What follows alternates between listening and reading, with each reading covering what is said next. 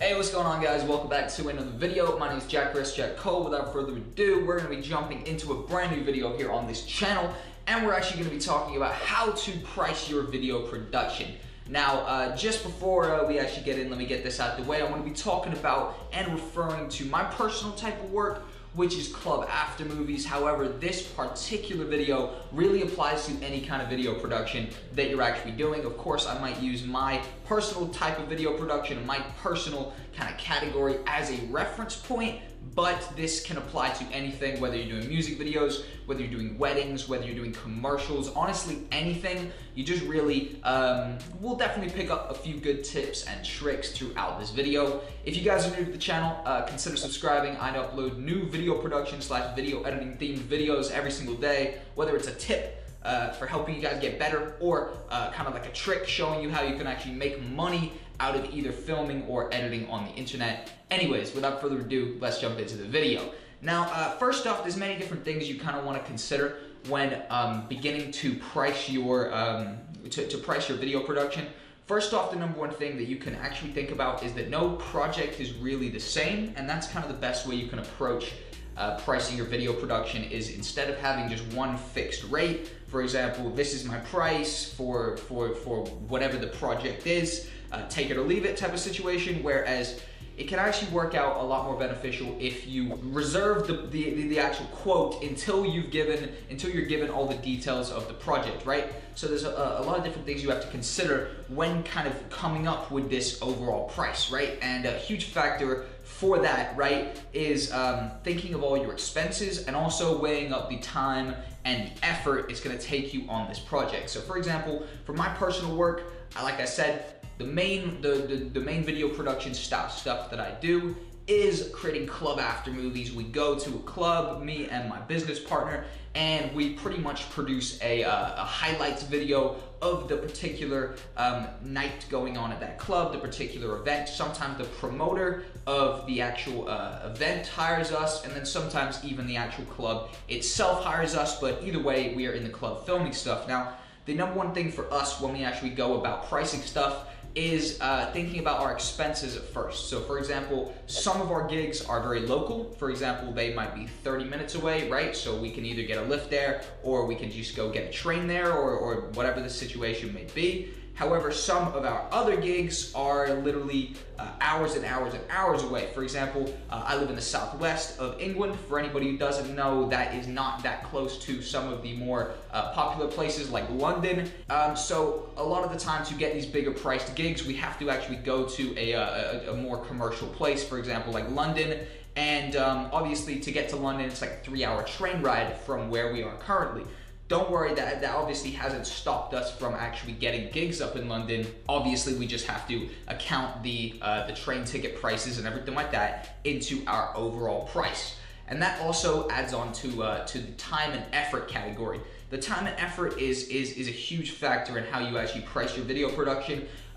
For example, a huge part of that effort would be the 3 hours each way on a train. So if there's a big amount of traveling involved, if there's, like I said, a big amount of time that's contributed to this that isn't even the project, like a traveling time or whatever the case may be, then you would definitely need to factor that into your price as well. You know, that train example right there is just one example. You could also be in the situation where the client wants to do a shoot really early in the morning and you have to stay in a hotel overnight. You could have a situation where, you know, it's a 3-4 day shoot or something like that, in which case you'd need to be in a hotel or whatever for multiple nights. You'd also be away from your actual friends and family, your house for multiple nights, and that would be a huge factor into the time and effort. And of course, time and effort also time and effort also includes your shoot time and your edit time, which are also huge factors in every single process. For example, my clubs,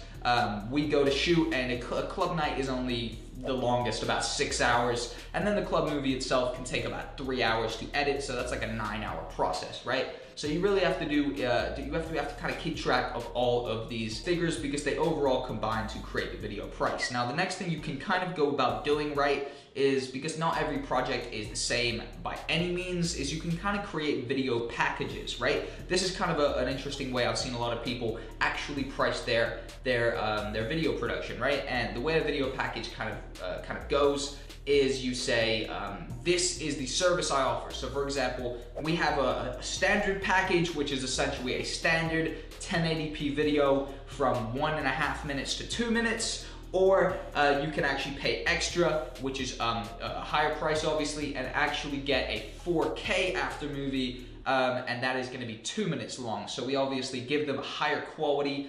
4K, we shoot in 4K anyways, which is really interesting. So if they want 4K, that's cool, we just click render in 4K. If they don't want 4K, they can pay us a little bit less and we just render in 1080p. But of course 4K is the nicest quality, so we're pretty much always shooting in 4K anyways. Which is a funny little trick, to be fair, because there's really no difference to us if they pay us more, if they pay us less, other than maybe the render time and the import time. Next up on the list that I want to talk about, and I just realized it started raining pretty heavily outside, is don't compare your prices to anybody else. The thing is with video production, lots of things go into making your final price, right? For example, there might be one guy who's mediocre at making videos, however, he's really good at building a social media following, and he has an Instagram or a Facebook account with like 5, 10, 20,000 people following it that he puts the videos out to or something, or he's got a big YouTube account that he puts the videos out to, and that's a huge factor into why people might go with him and pay an extra price even though he's mediocre, because he has this whole outlet, or he or she has this whole outlet, right, to push the product, to push the final video product to, whether it be a music video, a club movie, a wedding video, whatever. So there are different factors like that that can build up your price and actually make you be worth more, even if your skill level might not even be there. So those are things to keep in mind as well. And I believe I mentioned that in one of my other videos. Building brand awareness can play a huge part in increasing your price. Another thing that can really help is if you're nervous, or maybe nervous isn't the right word, if you're just a little unsure or unexperienced with asking for a bigger amount of money, maybe you're trying to double your price, you feel as though your skills have improved drastically. These next two things are a couple cool ways how I believe you can make a bigger price more justifiable to someone who's maybe a cheap client, or you know, they paid you half the amount before and you're trying to now 6 months, 7 months later get double the amount. These are kind of little cheat codes that I'll put in the end for you guys that basically have helped me and my business partner to actually continuously get more money from set clients, right? And continue to up the price without them getting annoyed. And the way we've done this is, first off, what can help is a price breakdown. For example, if you just give someone a huge price, hey, this video is £500, this video is $500, whatever, they might be taken back maybe by that price and it might seem very big, right? What you can do to make this price seem much smaller is by breaking it down. For example, if it's $500, then you know, you could break it down and say, okay, this is a 4-hour shoot. We need 2 cameramen, both of them on you know, 50 bucks an hour, or both of them on 30 bucks an hour, or whatever. That right there would then you know, equal whatever that equals, right? And then you could also go on to say that both of those cameramen then need an editing fee, right? And the editing fee is XXX. You know, I mean, there's travel included, there's this. And if you break down a price like that, oftentimes people aren't that put off anymore and it seems much more justifiable, right? So other than just kind of receiving a big amount and you're just like, where did this price come from? Did they just make it up or whatever? You know what I mean? The next idea that I could give you, and this is pretty interesting, more for people who might be starting out, and who might be a little nervous about asking a big amount of money when they haven't received too much, is actually just saying you are offering someone an introductory price, right? And this is bullshit, basically, I can't lie, but it is very effective in how people perceive that, right? That information. To actually start the conversation with certain people who might not jump in the conversation with you right away if you're at the beginning of video production or whatever, is by kind of creating this fictional price of an introductory price, right?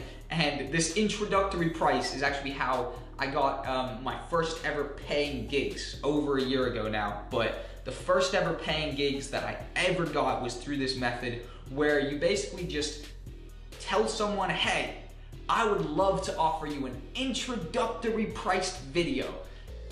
Every time pretty much this opens the conversation with them, they jump in the conversation with you and they say, oh great, we'd love to work together. What's this introductory price? They're so accustomed to people just wanting all their money right away that this kind of code word, this introductory price video, can kind of be a little cheat to get you in the door, whereas you can kind of make up this idea, right, that you offer all your first clients this introductory price, and that can be quite appealing to people if they think they're getting a good deal. Whereas the reality of my situation is I had never been paid to actually film a club or anything like that before, and over a year ago I thought of this idea. I was like, fuck it, I need to make this more appealing, and this is how I went about doing it, and I can vouch for it 100%, this works. And this was how I got at least my first 20 clients or something like that over the course of the past year and a half or so.